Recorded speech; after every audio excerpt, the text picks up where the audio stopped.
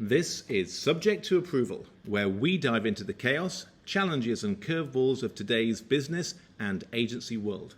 No jargon, no waffle, just fast, fearless conversations about what's breaking and what's working in your business today. So, welcome to another episode of the Artemis podcast, Subject to Approval. I'm Stephen McGinnes, and for the next 10-15 minutes, I'm going to be talking about a topic that I think is absolutely vital to individuals and agencies' success, growth, development, future readiness, just essential to everything we do on a day-to-day basis. This is something that makes or breaks careers, wins or loses clients, and ultimately it's what decides whether you as an individual and you as a business grow and develop or don't. It's communication. We spend our days surrounded by messages, emails, meetings, pitches, presentations, conversations, yet despite doing it all the time, most of it is badly done and its effectiveness wasted. Presentations are poorly structured, emails are too long, they don't have a point, they're sloppy, meetings achieve nothing, and most professionals, or certainly many professionals, are guilty of ducking opportunities for business and individual development and promotion because they don't have the confidence to speak up. Truth is, if you can't communicate, you can't compete. But if you can, it's a superpower, and the opportunities are absolutely endless. So, what is this communication gap and why is it developed? Why are people being held back by weak communication skills? Well, some of the core best practice and learning has been stripped away. Now we no longer have so much face-to-face communication. The sheer volume of emails means they're rushed, they're sloppy. Our presentations, often, I would say, mostly the single deciding moment of truth of most projects is that presentation, simply because we do so many of them and the volume of work people are doing, the presentations are underprepared and they're underwhelming. And as I say, people pass up the opportunities to engage and drive awareness and interact because they're worried about public speaking and they miss those credibility building opportunities. What's the output of that? The opportunities are lost, the clients are unimpressed, the growth is stalled. Now, obviously, I feel quite passionately about this. I'm a big believer in effective communication. I think it's the thing that separates success from, well, not success. The most successful people I've worked with are certainly not the smartest. They're probably not the most creative. They're undoubtedly not the hardest working. The most successful people are the ones who are able to effectively communicate, to inspire and to engage people. And that's simply it. But a LinkedIn survey showed that 92% of leaders realized the soft skills were as, if not more important than technical skills, but didn't know how to develop them. A McGinnes report found that companies with strong communication skills and strong communication cultures had lower staff turnover, better results, and stronger client relationships.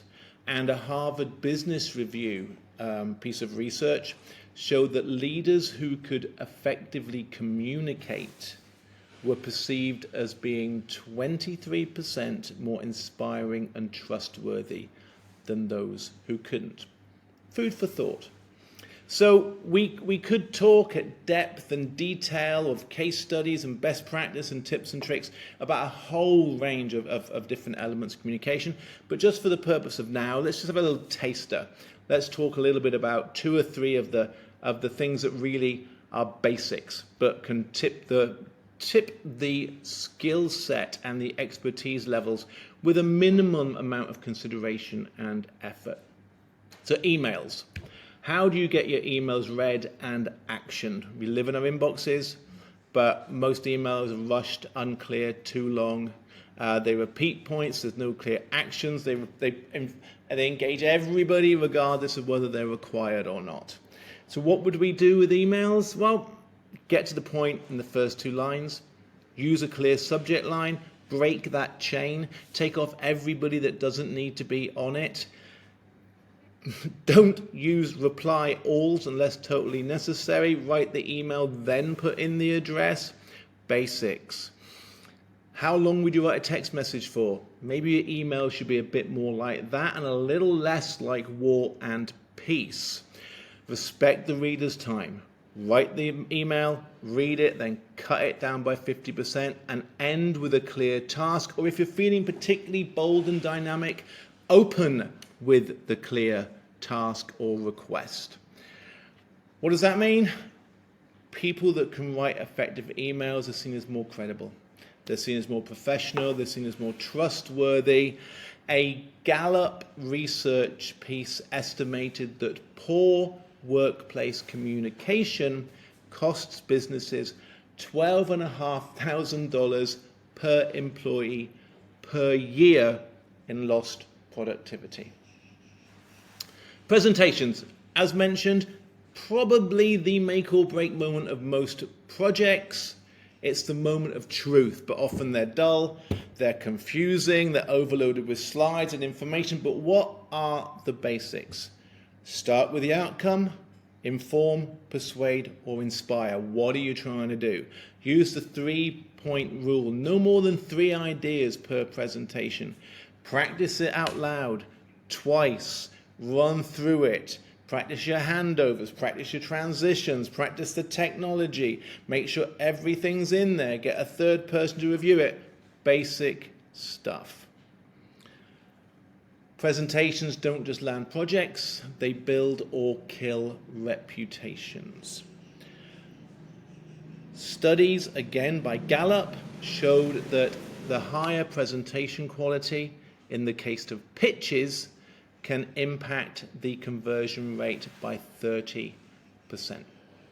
Okay, we're skipping through here pretty fast, but key points for presentations: tell a story, don't dump data, use a structure, problem, answer, cause, net benefit.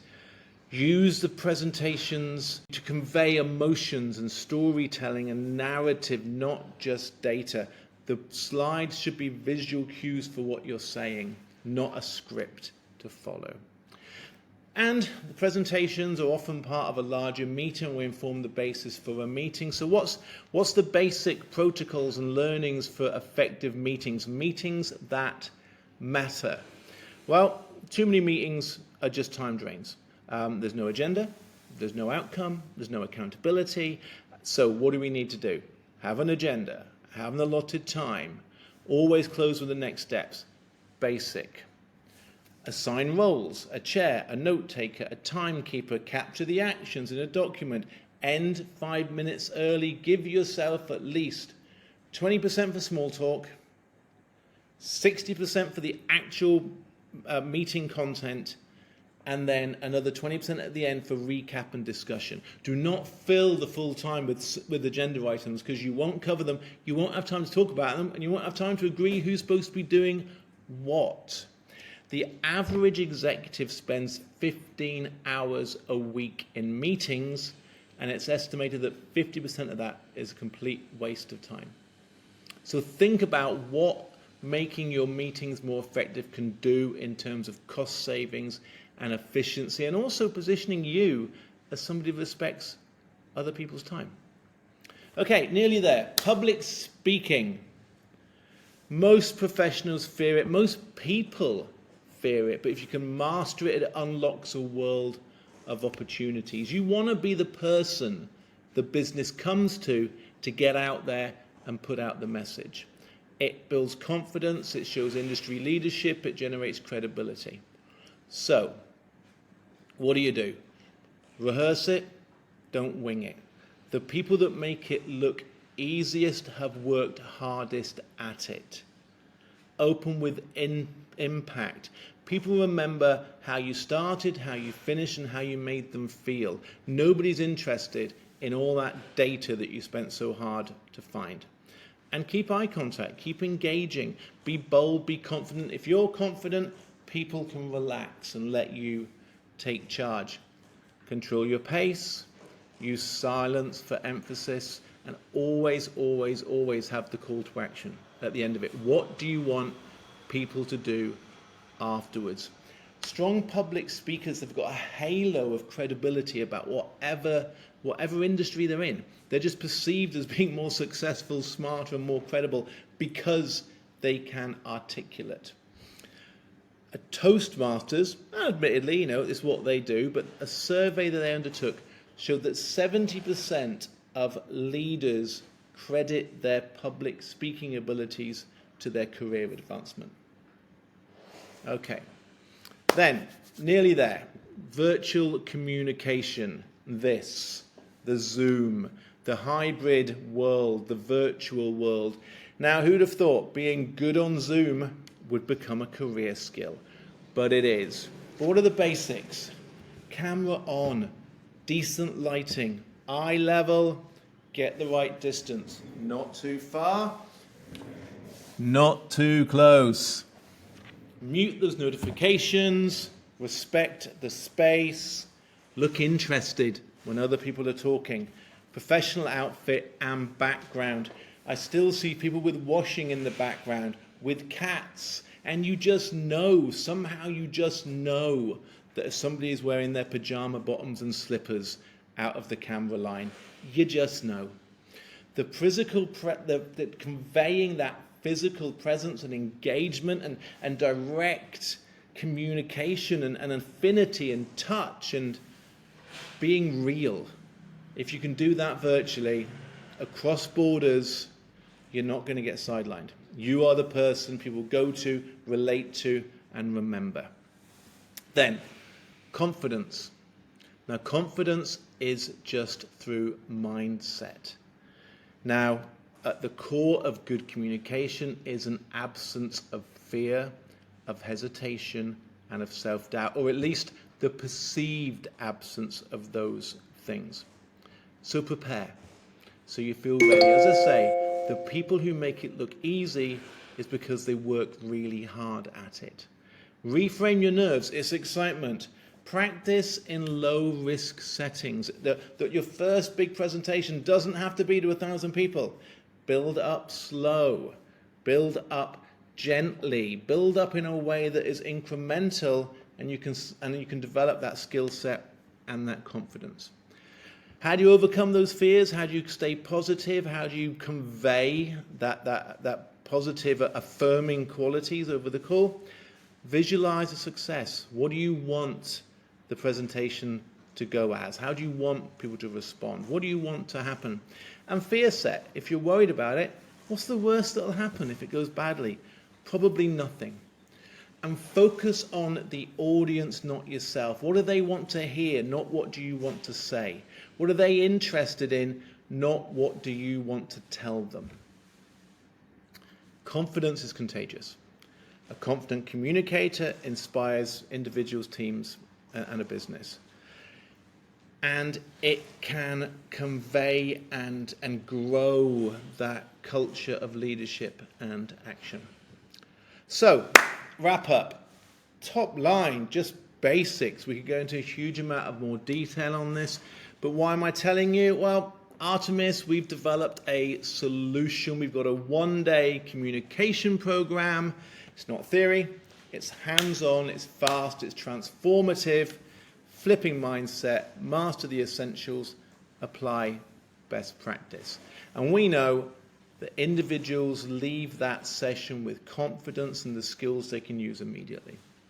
Businesses see the impact, productivity, client satisfaction, and growth.